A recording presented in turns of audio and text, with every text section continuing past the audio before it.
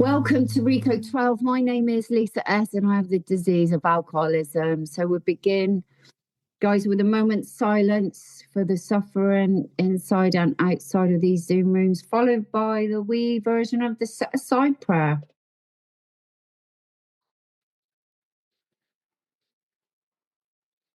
Dear God, please set aside anything we think we know about ourselves, about our disease, about the big book, the 12 steps, the program, the fellowship, the people in the fellowship and all spiritual terms, especially you, God, so that we may have an open mind and a new experience with all these things.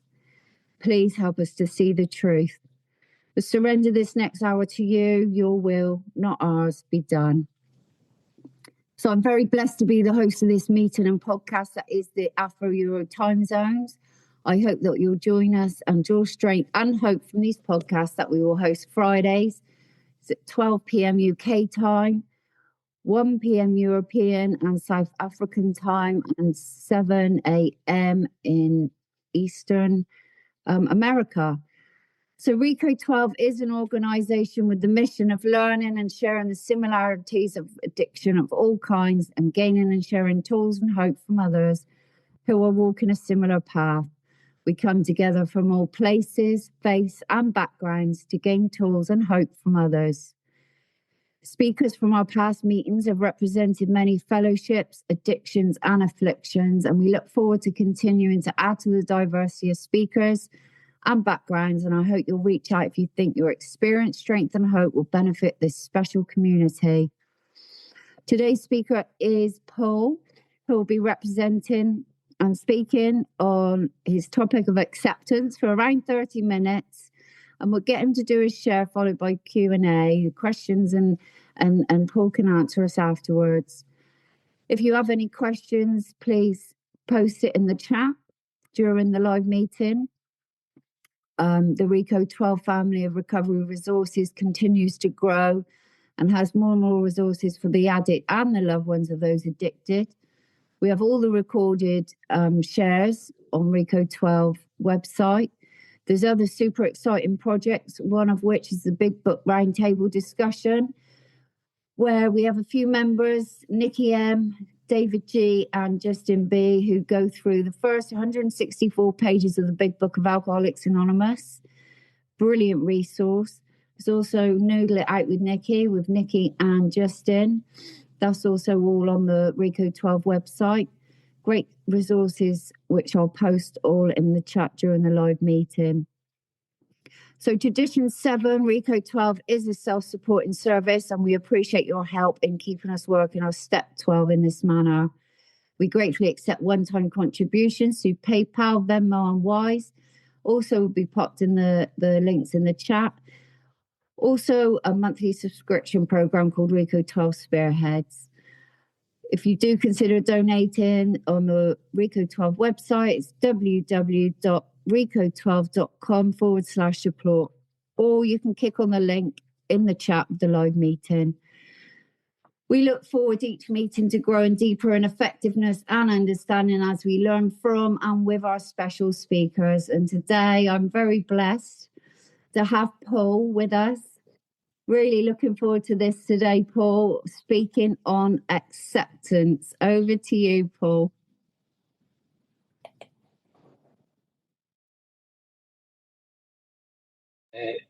Well, thank you, Lisa. My name is Paul, and I am an alcoholic. And it's so good to be here and good to be sober. And I want to thank Lisa for giving me the opportunity to do service here this morning. It's always a privilege and an honor to be asked to speak at a meeting, and one I don't take lightly. And I'm sitting in my car here. I pulled over my way to work. I'm just hoping nobody calls me, But, and it's funny, well, you can probably realize I'm coming to you from Rockaway Beach, New York City, out here in Queens near JFK Airport. I don't know if you know Rockaway Beach, the big Irish American neighborhood. Some people call it the Irish Riviera. We know it in AA as Cirrhosis by the Sea. So if you're looking for 12-step work, feel free to come and see us. But you probably realize from my accent, I'm not from New York originally. I'm from Northern Ireland. Been out here in the States for many years. And I grew up in a neighborhood, if you didn't drink, you moved. Everybody drank. It was a hard-working, hard-drinking, working-class neighborhood. Now, I don't know if that made me an alcoholic. You know, I don't get into that today. Was I born an alcoholic? Did I become an alcoholic? Was it nature? Was it nurture? Was that a symptom looking for disease? It's acceptance. As my sponsor always says to me, why is a management question? And we don't get into the why. We just get into acceptance. And I think the spiritual journey for me is not so much why, it's what now. And what now for me is to stay sober here in Alcoholics Anonymous one day at a time. And I burned my life to the ground in Northern Ireland. And it's no coincidence I'm sitting in America with an Irish accent. I was a runner, a long distance runner, always looking for an outside fix for an inside job. I was a finger pointer. I blamed Northern Ireland. I blamed where I lived. I blamed this. I blamed that. I never want to look in. I never want to take responsibility. It's always somebody else's fault. So I jumped on a plane and I come out here to the States. I ended up in Rockaway Beach.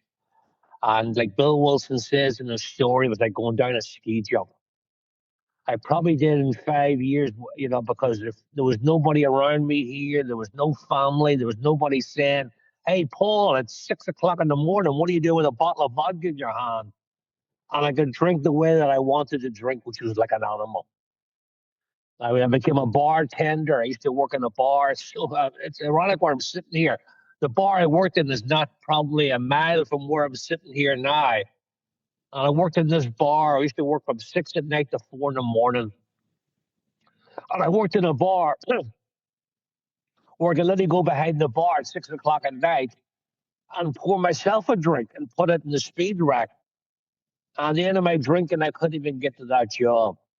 I mean, it's pretty pathetic. I'm in a job where I can drink for free and I can't even get there. Fears and phobias and hang-ups. I couldn't ride elevators. Forget about the subway. As we say in Alcoholics Anonymous, booze give me the wings to fly. And then it took away the sky. And I found myself once again, what street am I on here? I'm on 73rd Street, and where I lived is 5 blocks from where I'm sitting right now in my car. I lived in apartment 1A on 78th Street, 5 blocks. I mean, a stone's throw where I'm sitting now. And I remember my sobriety date is in August. And barroom drinking had become a memory. At this stage of my drinking, to use a line from The Godfather, I would go to the mattresses. I'd pick up a drink. I didn't know when I was going to draw another sober breath. And I would just get as much booze as I could into the house before things totally fell apart. Close the blinds. This is before cell phones. Take the phone off the hook. Stop the world I want to get off. And I would just drink for unconscious time. You know how we do, you know, wake up drunk. Doesn't matter day or night. You know, you just lose all track of days and time. And I remember, like, once in a while, because I live right on the Atlantic Ocean, and I'd look out there and think of my mother and father 3,000 miles away in Ireland, and I think to myself, I'll never see them again. And I love when someone's telling their story, and it goes down and it goes down, and then they say what I believe is the most beautiful words, and the most spiritual words in Alcoholics Anonymous, which is "and then." When I hear an alcoholic say "and then," I sit up because I know in some form or fashion their higher power is going to enter the situation. And this acceptance, this is my and then moment. If you're new here today, you've only got everybody has that and then moment where you're a day sober or whatever years sober, and this is mine. I'm in the apartment. It's a hot August morning here in Rockaway Beach. I'm drinking against my own will, for goodness sake. I'm putting a bottle of warm vodka to my lips. And the sad thing it was, if I did a 360, as far as I could look, physically or emotionally in any direction. There was no place to go. Everything was gone. Everybody was gone. And that's what happens to us as alcoholics. If you drink long enough and hard enough, people are like, go away and drink or go away and don't drink. But you got to go. We are not picking part of this anymore. And I'm sitting there and I'm drinking, and a piece of paper came under my door. I looked at this piece of paper. I looked at in the peephole, the person was gone. And I looked at this piece of paper, and it said what I've been hearing since I was 16 back in Northern Ireland. Paul, you're a nice guy, but you drink too much. Here's a telephone number, and these people might be able to help you. Now, it's strange enough, a piece of paper coming under your door. The stranger thing is I called the number because I'm Irish, I'm stoic, I'm a wall builder, I'm a secret keeper. Robert Frost, the poet, says walls are a good thing. Maybe if you're a New England farmer, but not if you're an alcoholic of my variety. And I built these walls high and I built them deep. You weren't getting in, but I wasn't getting out. And it's so alien to my personality that I actually called that number. And I called it, and this beautiful lady from Al-Anon, who I got to know very well, she answered the phone and she shouted to her husband, Jerry, I think it's that Irish guy on the phone. And he came to the phone. A lot of people from the Bronx would take summer bungalows in Rockaway. Well, a lot of people from all over would take these summer bungalows in Rockaway, and he was one of these guys. And he came to the phone. I don't know how he got the number was exchanged, and he asked me, and I just blurted out, I can't stop drinking. I can't stop. He asked me where I was. I told him my apartment number, and he said, me and another man's going to come to your apartment. Just hang in there. And this gentleman was from a group in New York called the Old South Bronx Group. And that group had a mantra, we don't give up on anybody. I just love that. We don't give up on anybody. What a great mantra for a home group. Now, here's the thing with acceptance for me. These two men came to my apartment, and before he hung up the phone, I said, I can't. He says, just get down on your hands and knees and say a prayer, and we're on our way. And I'm sitting at this table. I can almost close my eyes and visualize it right now. I'm sitting at this round table, a bottle of vodka up on the table. And I thought to myself, pray. God and I had parted ways many, many years before. I don't think I'd said a prayer in maybe over 20 years. And I thought to myself, I'm sitting at the table, and I thought to myself, it was almost like, what have I got to lose? And I said that alcoholic prayer, a prayer that I've heard many times since in Alcoholics Anonymous. And I said, if there's anything out there, please help. And I felt like someone walked up behind me at that moment in time and took a great weight off my shoulders. A sense of peace came over me. And I had this thought, and I know it was a voice, oh, Paul, you're in the details. I heard this voice as clear as I heard Lisa's voice this morning. And it said, Paul, it's the booze. It's always been the booze. And not 5 minutes after that, these two men came to my door. And they sat down. Now, here's the thing. We're Alcoholics Anonymous. And that was the beginning. That little spiritual event that I just talked about was the beginning of my acceptance. I love an Alcoholics Anonymous. I don't need to know everything. I just need to know that my name is Paul and I am an alcoholic. Because that tells me who I am, It tells me what I am, and it tells me where I need to be, connected to my brothers and sisters. Now, these two men came to my apartment. Now, I thought they were going to come to me and talk to me about my drinking. Because back in August of 92, that's how the conversation would go with the people that were left in my life. Maybe you've had these conversations yourself, and it would go something like this. Hey, Paul, we need to talk about your drinking. You know what you did last night? You know what you did last week? You know you haven't been at work, and all that stuff. And I'd sit there like the dog in the shop window, the toy dog nodding my head. And there's people, well-minded people, well-intentioned people, were talking to me about my drinking. I would be thinking to myself, I wish they would go away so I can go back drinking again. That makes perfect sense to me now that God in his wisdom would use alcoholics to get alcoholics sober. He will use the broken to heal the broken.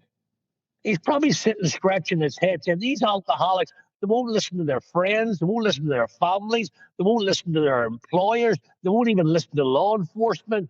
Maybe they'll listen with each other. It makes perfect sense. Not to get off on a tangent, but I was friendly with Bill B. He used to live in Queens many years ago. That's the guy that wrote My Name is Bill W., the screenplay. He wrote that book, When Love Is Not Enough, Lois Wilson's biography. And he was telling me one time when he was writing the biography of Lois Wilson, he would go up the stepping stones where Lois lived. And Bill had passed away by this stage.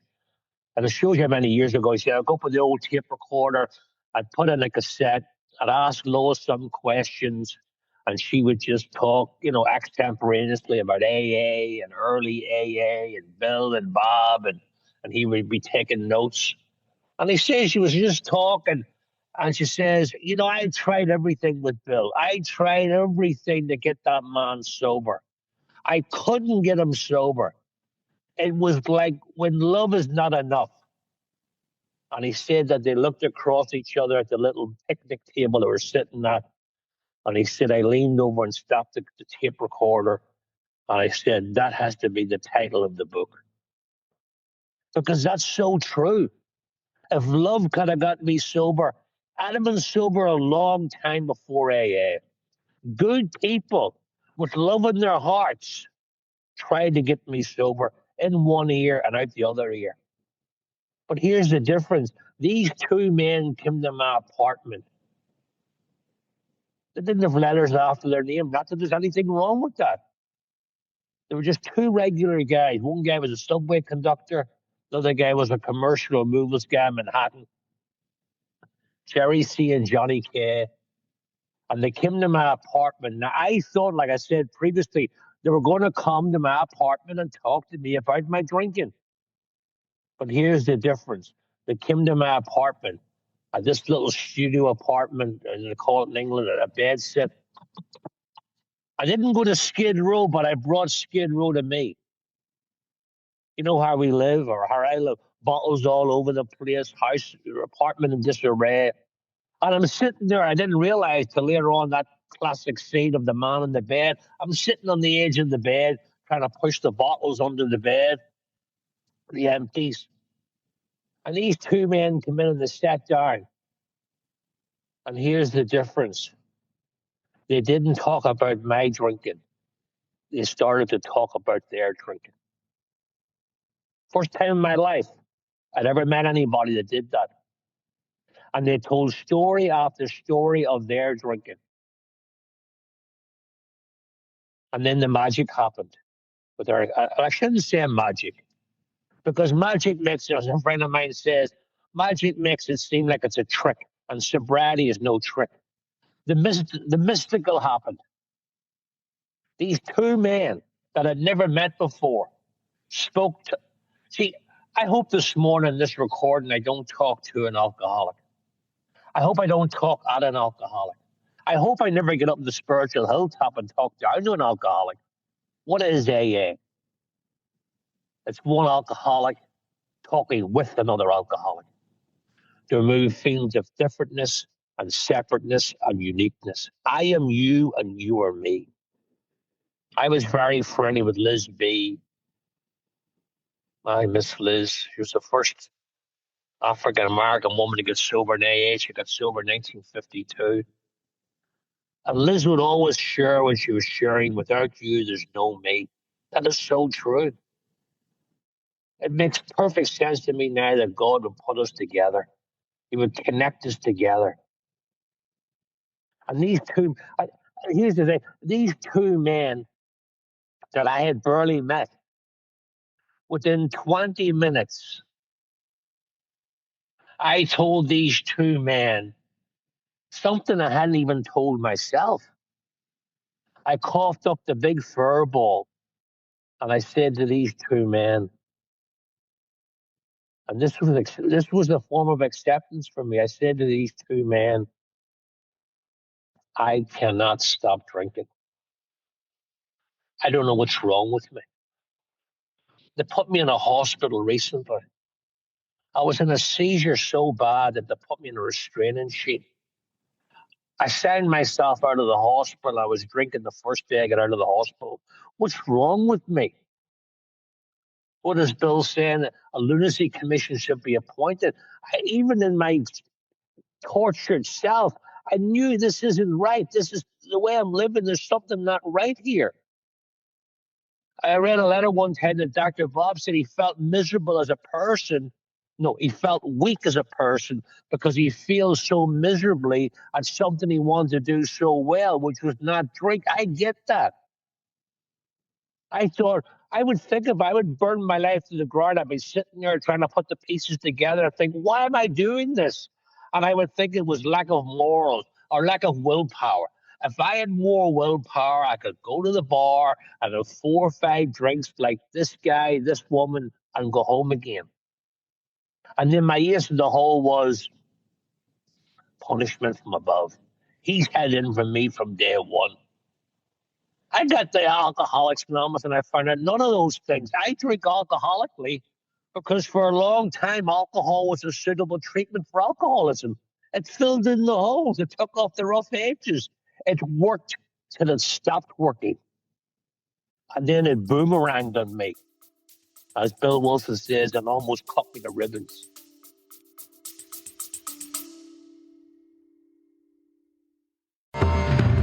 Got questions about addiction, recovery, or just life in general?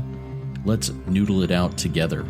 Grab your big book, a pen, a highlighter, and a notepad, and join Nikki M and me, Justin B, on Rico 12 Noodle It Out with Nikki M. Each episode, we take real-life questions, ours, yours, and those from the recovery community, and dig deep into the big book of Alcoholics Anonymous to find real, practical solutions. So, if you're ready to do the work and apply the solution, tune in to Noodle It Out with Nikki M, streaming now on your favorite podcast platform.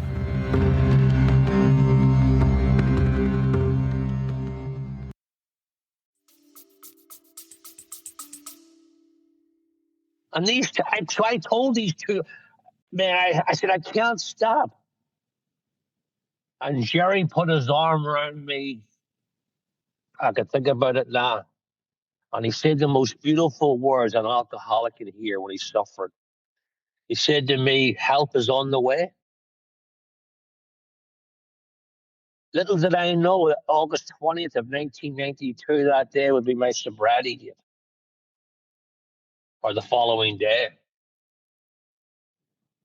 And help was on the way.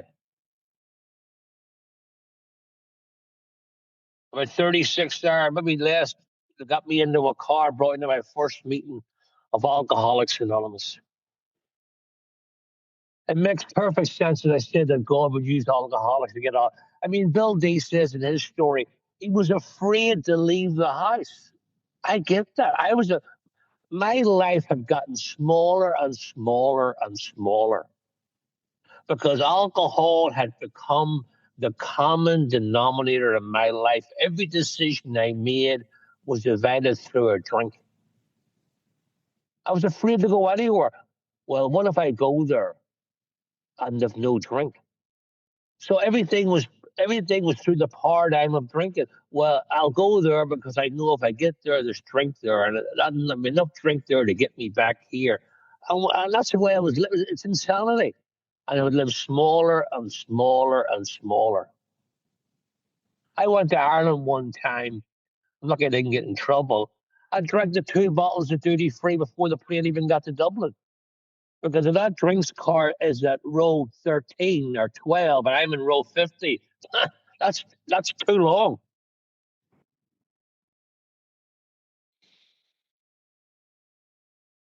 And now I'm so free today. The acceptance today is that so good in life for us, to speak for myself, to know who you are and where you belong. I'm an alcoholic and I belong in Alcoholics Anonymous. I've been surrendered by the bottle to the bottle.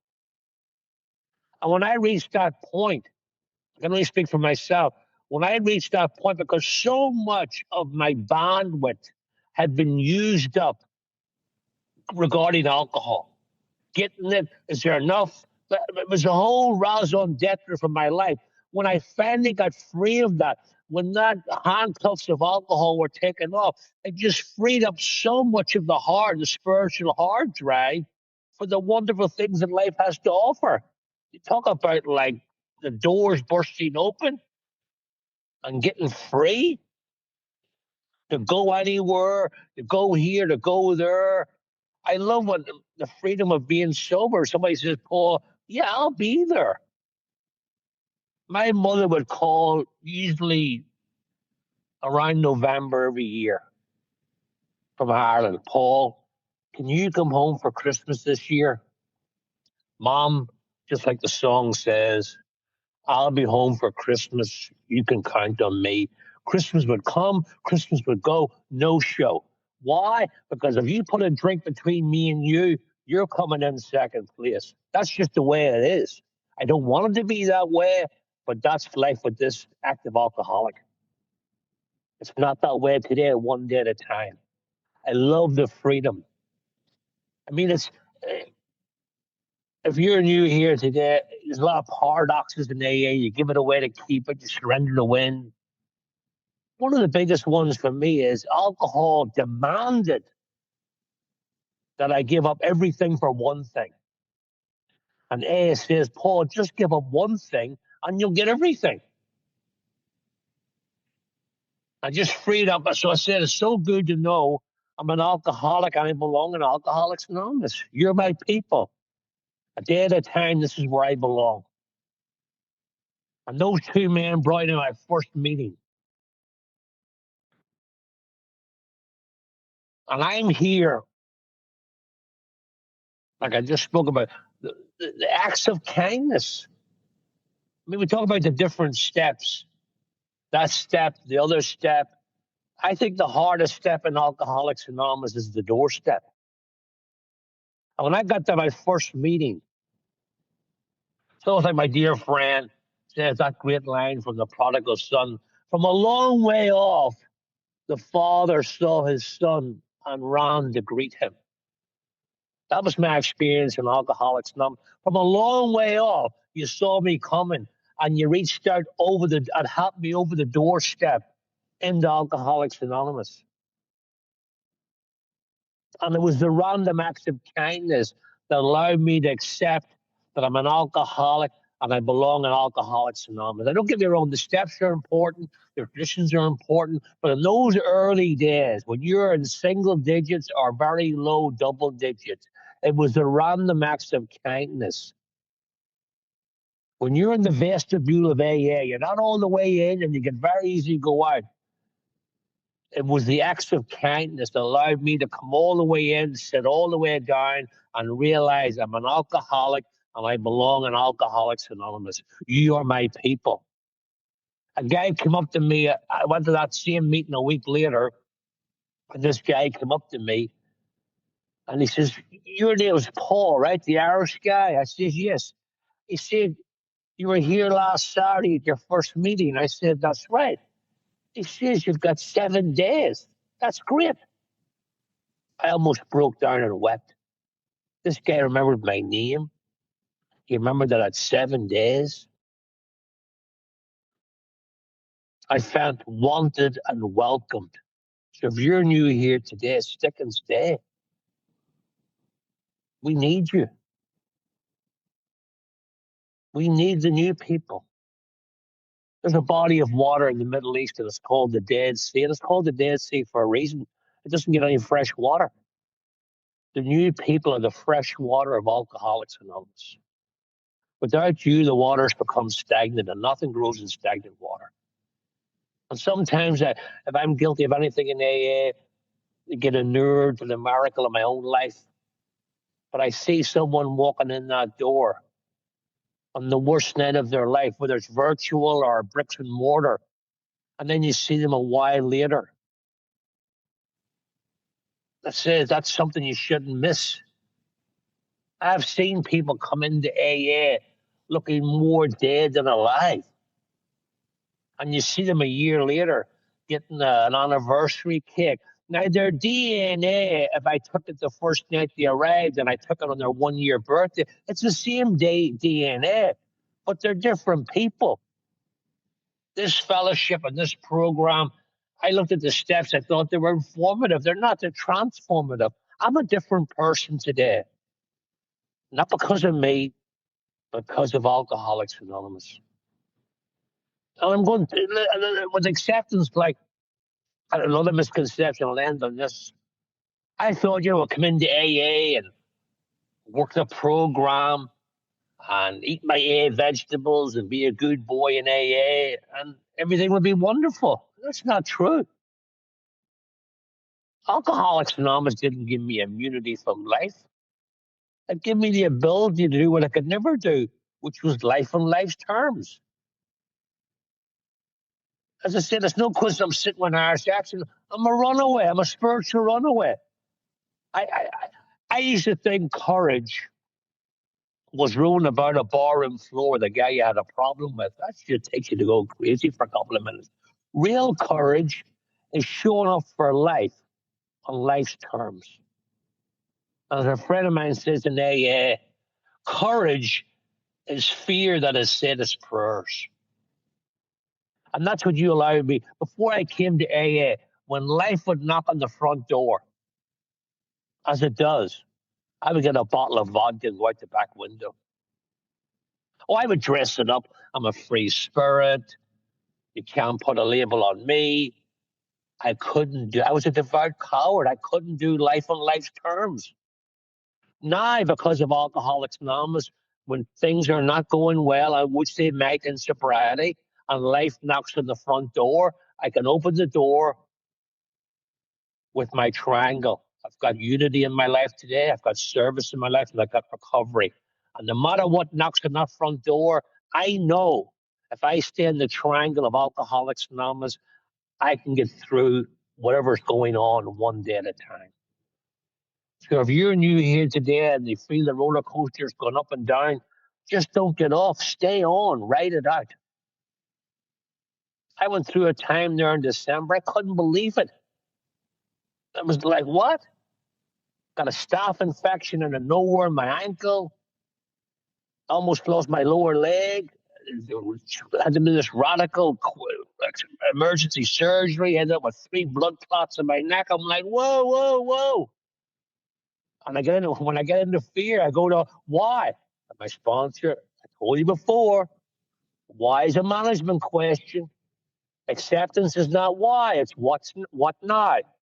And what now is always the triangle. Unity. Am I connected to AA? Service. Am I trying to help another alcoholic? And recovery. How's the program working in my life today? And if I do that, no matter what happens in life, I can accept it today. I thought approval and acceptance were the same thing. There's things that happen in my life that I do not approve of. But because of Alcoholics Anonymous and this program, I can accept them a day at a time. And that's all we do is one day at a time.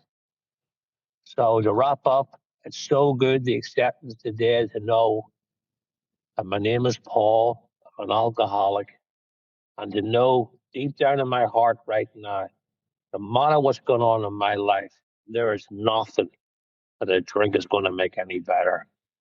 You're my people. I belong in AA. And when I stay right in the middle of AA and accept that my name is Paul and I'm an alcoholic, it just frees me up. And I ask myself that question every day, not why, what now? And what now is to stop talking and turn this meeting back to Lisa.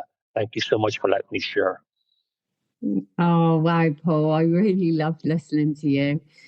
You know, I love that, the why, the management question. And when you said as well, that beautiful point, when we hear people's stories and then they get to the point, and then, you know, I love that. I learned so much from that, Paul. I really did. I've been writing loads of your analogies down because there's loads of stuff that fancy that I actually don't know. You know, before I come in the program, I thought I knew absolutely everything, and I knew absolutely nothing. And I loved how you said about just the kindness, especially when we first come in, and it is like we say welcome home, and it really is that feeling of being at home at last, that loneliness and despair and all that horrible madness, and we finally, you know, feel at home where we belong with others. Like you say, we're all in this, like, together. Beautiful, Paul, really was. If anyone's got any questions, please come in. You can raise your digital hand, or if you'd rather put a question in the chat there, and I read it out. If you want to be anonymous, just say that in the chat, and I won't read your name out. Denise, come in. Hey, good morning, everybody. My name is Denise. I'm a recovered alcoholic. And I don't know why I want to cry right now. Paul, I want to thank you. Lisa, thank you for your service, and whoever put this meeting in one of the WhatsApp chats, because I never come here. But I saw that Paul was speaking. And Paul, I don't know you, but you're my people. You know, I said, oh, Rockaway Beach. Man, I grew up on Rockaway Beach. My father was a lifeguard on Rockaway Beach. And you're my people. And when you started to talk about the and then, I know that. I always talk about it as magic, but I like the word mystical better, because what a gift. I don't even know, you know, how do you get from there to here? I don't know. But I've been gifted, you know, one day at a time this life. I too, you know, the only person that got through to me was another alcoholic. The only one. And I didn't drink like you. And I was different. My life was different. I had 2 kids. I took care of my house. My house was immaculate. And I couldn't stop drinking. And this program, you know, and I heard the first person I ever heard said, you know, come all the way in and sit all the way down. Ralph W. And I was like, oh my God, that is the best. And I identify with so many things that you said. Liz Bailey, she was the first woman that I met on Jones Beach on a Sunday morning, 30 days sober, and I am an absolute wreck. And she holds on to me and she said, darling, just know that every tear you have is liquid prayer, and God will answer them. I am so glad that I popped on today. I'm so glad to have heard you. So glad to be here. You know, thank you. I have no questions for you. I'm grateful. I am so grateful for you. Thank you. Oh, Denise, that was beautiful. Thank you. Lisa.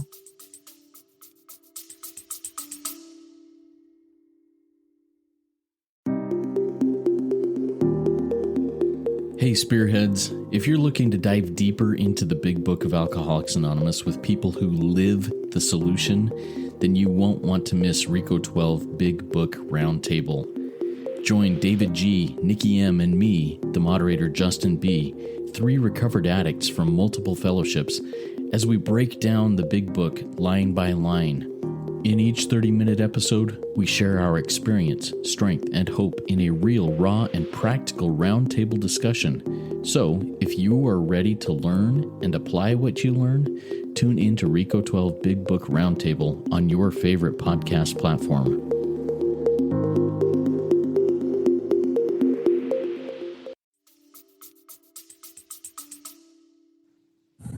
Hi, I'm Lisa. I'm in London. Thanks for your share. I just want to share on something. I've just come back from a horrific relapse that had me in hospital. Couldn't walk. I'm on 8 days, but I'm quite ill. And I'm praying all day. I'm coming on meetings day after day. And I am trying to surrender.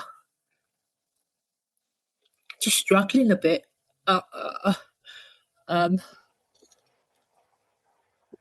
Yeah. Even how ill I am, I still want to pick up. I haven't. And I'm handing it over to God. But yeah, I just wanted to get it off me, out of my head, share it. It was a lovely meeting. Thank you. Thank you, Lisa. Paul, would you have any suggestions what to give to Lisa at this time? I mean, I firstly say, well done, you're back, Lisa. And, you're in the right place. Paul?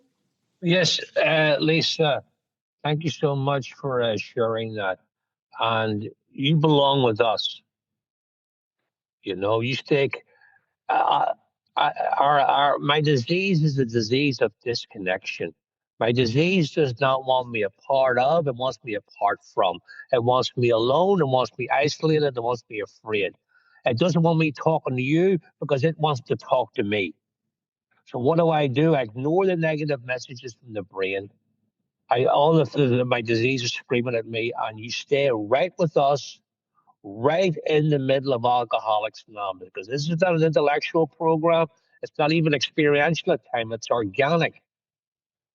And just to answer Brownie's question in the chat about if I have found out nothing else about acceptance, it's that God works through people.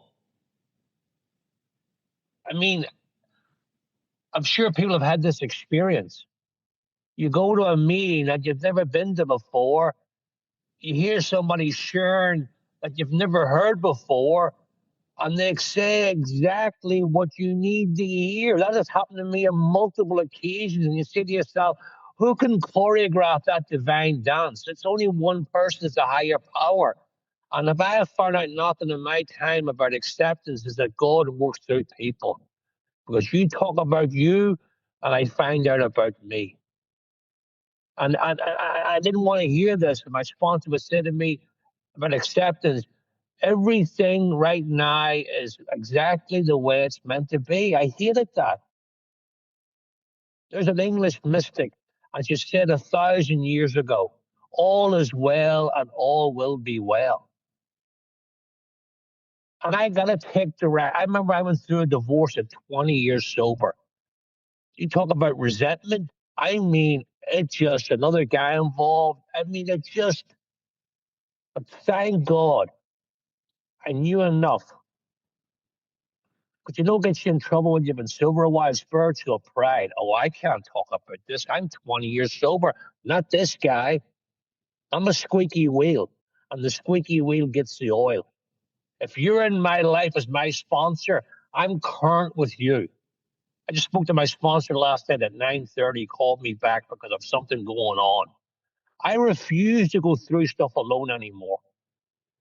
I've tried the John Wayne approach to Alcoholics Anonymous. It doesn't work very well.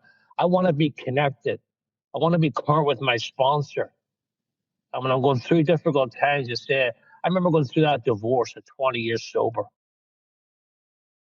Acceptance, I'm like, my sponsor said, Paul, this too shall pass. The guy that was involved, I give this guy my appetite, I give him my sleep, I give him my serenity. The only thing I didn't give him was my sobriety. But the thing about acceptance for me, it's easy to do what you want to do in AA. That's a walk in the park. I got free in that situation and was able to accept that difficult situations because I took actions I didn't want to take. In fact, I took actions I didn't believe. My sponsor says to me, why don't you pray for? I want to pray for the guy that's having an affair with my wife. You want me to pray for him? He says, no, I want you to pray for you. Because if you pray, you're going to get free from this. So I took actions I didn't want to take. I got down on my hands and knees and I asked God for forgiveness. I can tell you something, just ending this. My daughter at that time was 9 years of age, and I had to move out of the house. And I'd be putting her to bed at night, and she was saying to me, Daddy, I don't want to get divorced. And she'd be crying. And then I'll go into the living room. I'm 20 years sober at this stage. I put my head in my hands. I'm not a good AA'er. How come I didn't see this coming? That's what I do. I turn the gun on myself. But thank God I listened to my sponsor. I listened to other people's experiences in AA. I took actions I didn't want to take. I prayed for acceptance. I kept giving it back to God. There's a line in a spiritual book that says, how many times should I forgive? 7 times. And the guy says, no, 70 times 7. If you sleep for 8 hours, that's once every 2 minutes. And that's what I did. Forgive, forgive, forgive, forgive myself, forgive. That little girl graduated 2 weeks ago from university with honors. I was sitting at the ceremony, and that guy, because they got married, my ex-wife and this guy, I'm sitting next to that guy, shoulder to shoulder, for 3 hours at the ceremony. Now, there's many years have elapsed since the divorce. But I was sitting there for 3 hours next to this guy who I get one time give my appetite, my sleep, and my serenity to. And I was sitting there free, watching my daughter at the ceremony, not thinking about him. And I thought to myself one more time, these people in Alcoholics Anonymous are right. They give me direction. They told me. And if you're new here today, it's not that we know more. It's just that we've seen more in sobriety. We've been through things. We've been through difficult times. We've had to accept things we didn't want to accept. We took the actions we didn't want to take. We followed direction from our sponsor and from our friends and colleagues in Alcoholics Anonymous. I don't have, you know what the thing for acceptance in me, and touch on Brandy's question, my sponsor drives it home to me. Paul, figure it out is not one of our slogans. See, that's what my disease wants to do. My disease wants me to go neck up, get up in my head and figure it out. That's not a good place. Thank God in AA, we don't speak the language of the head, we speak the language of the heart. And the language of the heart is one alcoholic talking with another alcoholic. Now, there's times for solitude in AA, and I enjoy them, but this is not a solitary existence. And I had to call my sponsor last night. He called me back at 9:30 because I'm going through a difficult situation that I'm having difficulty accepting. And we shared. He didn't have any special answer. Oh, this is not spiritual calculus. So do this and add the second step to the third step and divide it by the. He just listened. And I shared with him. It didn't make the problem go away, but it gave me a level of acceptance. And it's one more reminder, when I'm going through difficult times that I can't accept, one thing I do know is not to go through them alone, because that never ends well. Thank you for letting me share, and I hope that touched on Brandy's question. Thank you. Thank you. Yeah, that was good. Thank you. That was lovely, Paul. Yeah, I guess it is the opposite. We resisting everything, resisting life. I love when you said that about not accepting life on, I couldn't accept life on life's terms when you were sharing. And I smiled because I thought, yes, I'm resisting life. And until I can accept the life on life's terms, and like you said, we got the solution. You took another bit of Brendy's a question, which sort of ties in with what I was going to ask Paul, is with the sponsor, when you're sponsoring, and it's the question has been put there, how what's your daily program about, with the daily review, if you do one, and sort of ties in. I was going to ask you, Paul, what with your sponsorship, you were talking about your sponsor when you're sponsoring, like with the nightly review. We hear loads of different. Some people write it and their sponsor has them share it every night.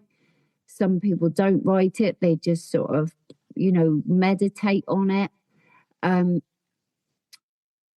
How do you go about that, Paul, with your sponsees? I don't have my sponsees want to do a written inventory on a daily basis. That's no problem, and I got no problem them sharing it with me, whether it's in a text. I'm old school. I like the connection. I want to stay current, and I don't get me wrong. I got a few road dogs and Alcoholics Anonymous and guys I've known for a long, long time. But I'm what a problem I fell into, or a situation in early sobriety. I had a habit of telling the butcher, the baker, and the candlestick maker a little bit, and nobody knew really what was going on. I share a little bit here, a little bit there. The thing of sponsorship that helps me, and I try to impart this with my sponsees, I got to have one person where I can bring all the marbles to. One person that's not getting things piecemeal. One person.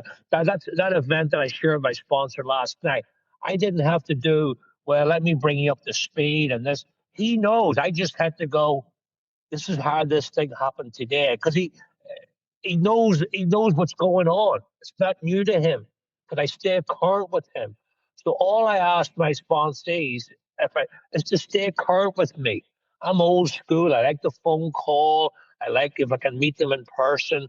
But I have I sponsor a couple of guys that I don't live nearby, and it's worked out very well. And I got this from a member in AA. We talk, once or twice a week, and they will send me like an email of what's going on and any points that are really causing them, angst. And this way, we get on the phone, we can just cut right to the chase. But that's only because they're not living in my geographical area. If I can see guys that I see at meetings and in my home group that I know for years, it's always good. I saw a guy last night in my home group. But I'm all about staying current, about staying connected. As I said earlier on, I really believe this. My disease does not want me in the middle of AA. We talk about, I've said this before, we talk about the old chapter 4, the flat earth. I believe AA is a flat earth. If you go to the edge of AA, you go off. And my disease of alcoholism doesn't want me in the middle of AA. It wants me on the edge, disconnected. And I'm telling you, not to repeat myself, when I went through that time in December, and I mean, it was like out of nowhere. And I felt like, incoming. Thank God I know enough to know whatever's going on in my life, I refuse to go through it alone. And it's hard to pick up the phone sometimes with my sponsor, share that last night, but I need to stay current. I need to stay connected. So that's how I work with guys I work with. I just want them, let's stay current, let's stay connected. And that's how it works for me. Thank you. I hope that answered your question, Lisa.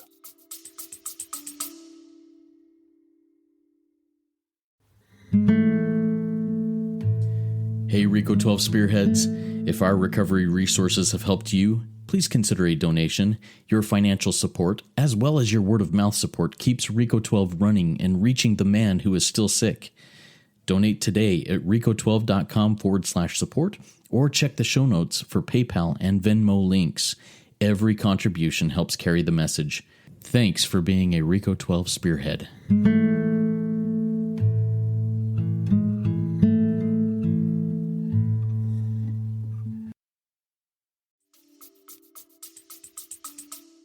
Yeah, beautiful, Paul. And one last question before we wrap it up. You said when you were sharing that before you came into AA, you gave up on God a long time ago. So when you come in, Paul, did you struggle with the whole God idea? And when, we find this God of our own conception, did that take you a long time to get your head around it? Did you struggle, or what did that look like for you? Well, I came in, it says in our literature, we let go absolutely of all our old ideas. And I came into AA with a lot of old ideas. And one of them was an old idea about God and spirituality.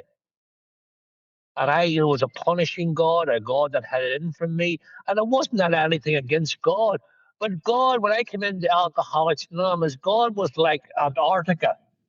It was a long way away. It's cold, and I'm never going to go there. And I came in there, and I grew up, and not to get it like Northern Ireland and all the troubles and all that stuff, and God, and where's God and all this, and all that type of stuff. And I remember I was sitting with my sponsor at a meeting, and he mentioned God or something. I don't remember talking before the meeting. And I wanted to go into, well, let me tell you, I grew up in Northern Ireland. Let me tell you about what, people. And he just stopped me dead in my tracks. And he says, listen, let me tell you something. I'm your sponsor. I'm not getting into a theological debate with you. Look at that second tradition. See that second? What does that second tradition say? God will express himself in Alcoholics Anonymous. And I believe that God would, he says, when it comes to the second step, he says, you see that woman over there? She hasn't drank in a year. Do you think she's doing better than you today? I said, yeah, definitely. You see that guy over there? He said, I know him. He hasn't drank in 5 years. Do you think he's doing better than you today? I said, yes. He said, do you think if you do what these two people have done, your life will get better? I said, I think it will. Congratulations, you've done the second step. That's it. I love that Richard Rohr says the second step. I mean, the brilliance of this program, the fact that our second step starts with an active verb, came to believe. And that was me, God working through people. Yeah, and that's what it was. He's doing better than me. She's doing better than me. Second tradition, God works through people. So that allowed me to put away those old ideas that I come into AA. And that's what they were. They were old ideas. But here's the thing. I held on to them because they're my ideas. And even though they weren't working, they were my ideas. And it's hard to let go of your ideas. But I realized that wasn't working today on Alcoholics Anonymous. They're not 12 steps up to anything. They're 12 steps down to humility. And to know that I don't have all the answers, and to know that God works through people, and to know that I'm not doing this journey alone, and to know that God chose alcoholics to help alcoholics. I'm connecting with people here this morning I've never met before. And that's because they're an alcoholic, I'm an alcoholic, and we're on this journey together. So all I am is just I don't have any spiritual wisdom in that department. If I'm guilty of anything, I'm a trudger. And I'm here with fellow trudgers. And that's another thing. I line and misquoted for years in AA. I would have said the road to happy destiny. But it says the road of happy destiny. If you're 1 day sober, you're on the road. Just like that woman was 1 year sober, the other guy was 5 years sober. We're on the road. It's not the road to, it's the road of happy. Little point, but that makes so much difference to me. That I'm exactly where I'm meant to be in my journey. We're on the road together. I'll just end in this. I thought when I come into the program and worked the spirituality of AA, that God wanted me to, I don't know, unlock the mysteries of the universe. He doesn't want that. My sponsor drives home to me. God doesn't want your ability. He wants your availability. And that's all God wants. Like, I have a little daughter. I know you don't think it. My youngest daughter is 8 years of age. Now, I can give her all the stuff, toys here. You want to watch TV, there's 50 channels. You know what that little girl wants more than anything? She wants me. She wants my time. I'm just ending this one story. When she was about 2 years of age, I was watching her one day and she was playing on the floor. And I'm just watching over her as we do. I'm like, did she just put that puzzle piece in her mouth? No, that's okay. All right, just watching over her.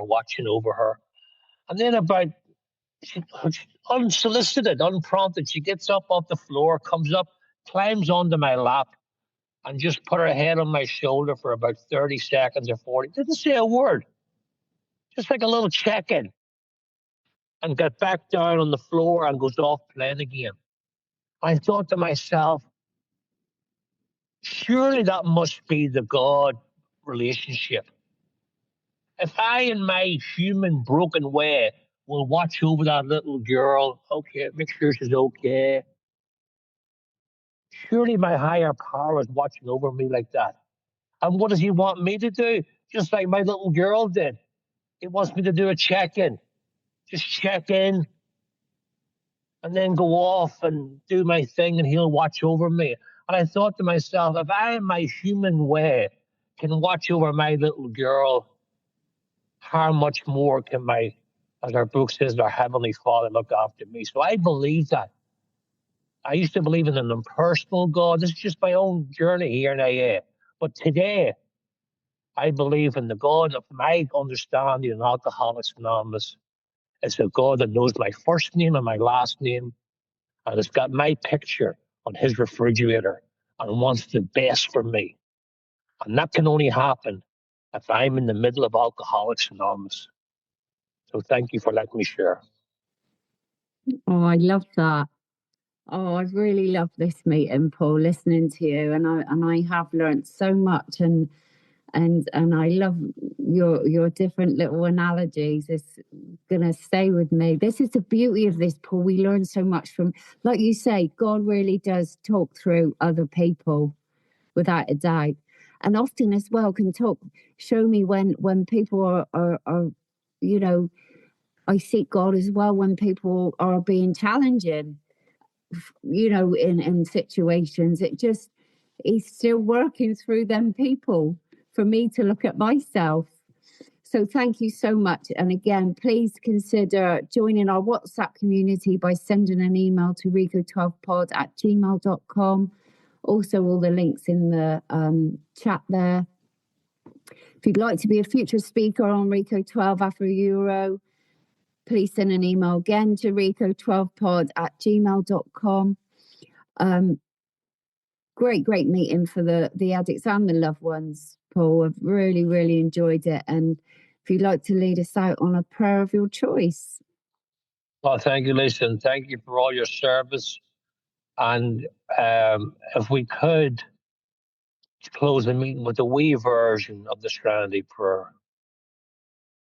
God, grant us the serenity to accept the things we cannot change, the courage to change the things we can, and the wisdom to know the difference.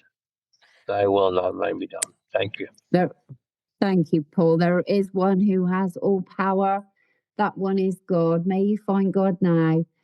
Stick and stay. And when you do, come all the way in and sit all the way down. Let's trudge this road of happy destiny together.